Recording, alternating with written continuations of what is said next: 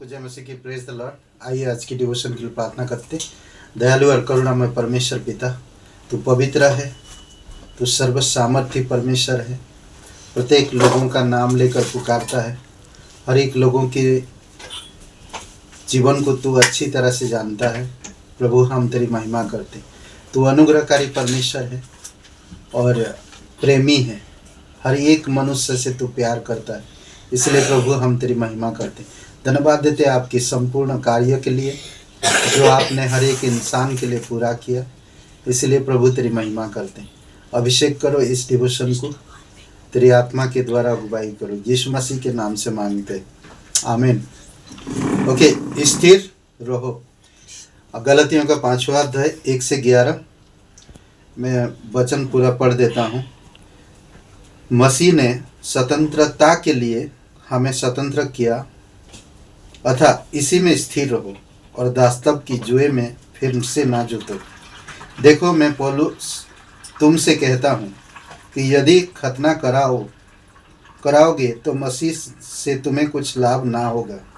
फिर भी मैं हर एक खतना करने वाले को जताए देता हूँ कि उसे सारी व्यवस्था माननी पड़ेगी। तुम जो व्यवस्था के द्वारा धर्मी ठहराना चाहते हो, मसीह से अलग और अनुग्रह से गिर गए हो, क्योंकि आत्मा के कारण हम विश्वास से आशा की हुई धार्मिकता की बाट जोहते हैं। मसीह यीशु में ना खतना और ना खतना रहित कुछ काम का है, परंतु केवल विश्वास जो प्रेम के द्वारा प्रभाव डालता है। तुम तो भली भांति दौड़ रहे थे, अब किसने तुम्हें रोक दिया कि सत्य को ना मानो? ऐसी सीख तुम्हारे बुलाने वाले की ओर से नहीं। थोड़ा सा खमीर सारे गूंदे हुए आटे को खमीर बना देता है। मैं प्रभु पर तुम्हारे विषय में भरोसा रखता हूँ कि तुम्हारा कोई दूसरा विचार ना होगा, परंतु जो तुम्हें घबरा देता है वह कोई क्यों ना हो दंड पाएगा। परंतु हे भाइयों, यदि मैं अब तक खतना का प्रचार करता हूँ तो क्यों अब तक सताया जाता हूँ? फिर तो क्रूस की ठोकर जाती रहे। ओके, स्थिर रहो। मैं पूरी डिटेल में आपको नहीं बता रहा हूँ, यहाँ पर बहुत सारे डिटेल बताया गया है। तो जो लोग व्यवस्था के द्वारा उद्धार के बारे में बात करते थे, पर यहाँ पर पौलुस उनका खंडन करता और उन लोगों को कहता है सुसमाचार के बिना ही, सुसमाचार ही है जो हमें आज़ाद दे सकता और कोई नहीं। अगर तुम व्यवस्था को पूरा करना चाहते हो तो पूरी व्यवस्था को मानना पड़ेगा। तो ये कह रहा, अगर एक भी व्यवस्था की एक भी आज्ञा तोड़ देते हो तो पूरी व्यवस्था को तोड़ देते हो। इसीलिए सुसमाचार का सबसे पहला काम यह है कि वह एक व्यक्ति के व्यक्तिगत जीवन को व्यवस्था से आज़ाद कराना।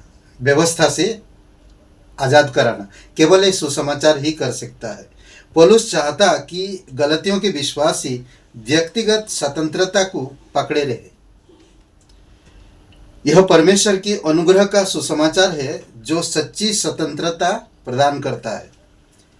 गलतियों का 5वां अध्याय 1 से 11 जो हम लोग पढ़ा, मसीह ने स्वतंत्रता के लिए हमें स्वतंत्र किया है, सो इसी में स्थिर रहो और दास्तव की जुए में फिर से ना जुटो।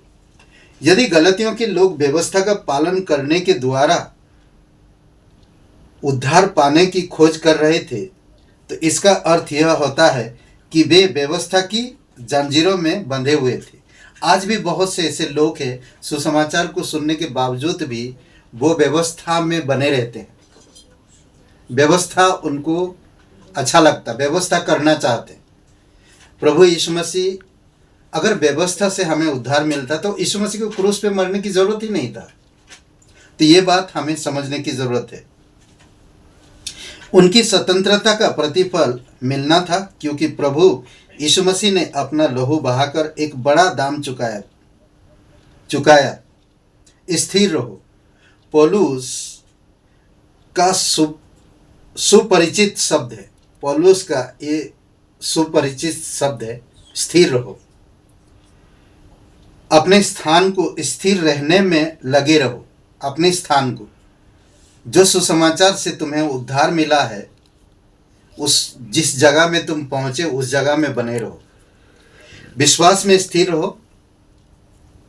पहला कुरिन्थियों का 16:13। जागते रहो, विश्वास में स्थिर रहो, पुरुषार्थ करो, बलवंत हो जाओ, जो कुछ करते हो प्रेम से करो। यह अद्भुत बात है।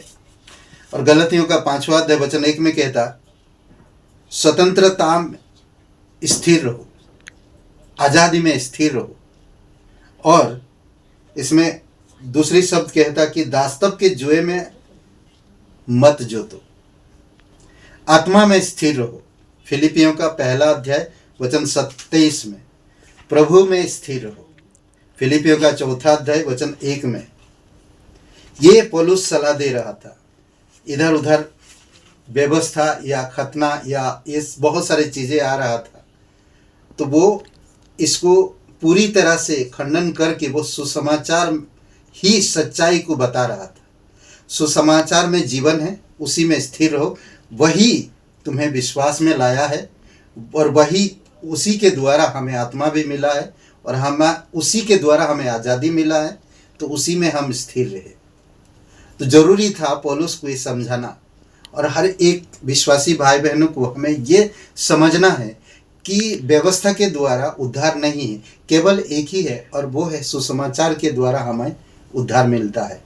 और जो कोई भी आज यीशु मसीह पर विश्वास करता है वो आज़ाद हुआ है, स्वतंत्र हुआ है। आज आपको कोई व्यवस्था की ज़रूरत नहीं है, कोई व्यवस्था मानने की ज़रूरत नहीं, खतना कराने की ज़रूरत नहीं। कई सारे और भी चीज़ें हैं जो लोग कहते हैं, बट आज हम व्यवस्था में नहीं है, अनुग्रह में है, सुसमाचार में है, अनुग्रह के सुसमाचार में है। तो इसीलिए हमें समझने की ज़रूरत है। आइए प्रार्थना करते हैं। पिता परमेश्वर, प्रभु यीशु, हम धन्यवाद देते और एक हमें स्थिर रहने की ये जो प्रेरणा भरा संदेश दिया आप हमें, उसके लिए हम धन्यवाद देते, तेरी महिमा करते। तो जीवित परमेश्वर है, हमें सुसमाचार में स्थिर रहने में मदद कर, विश्वास में स्थिर रहने में मदद कर, स्वतंत्रता में, हमारी स्वतंत्रता में स्थिर रहने में मदद कर, आत्मा में स्थिर रहने में मदद कर, विश्वास में स्थिर रहने में मदद कर और प्रभु में स्थिर रहने में मदद कर। धन्यवाद देते यीशु नासरी के नाम से मांगते हैं, आमीन। हे ब्रदर एंड सिस्टर, सबको जय मसीह की। Praise the Lord. शुभ रहे दिन आपका।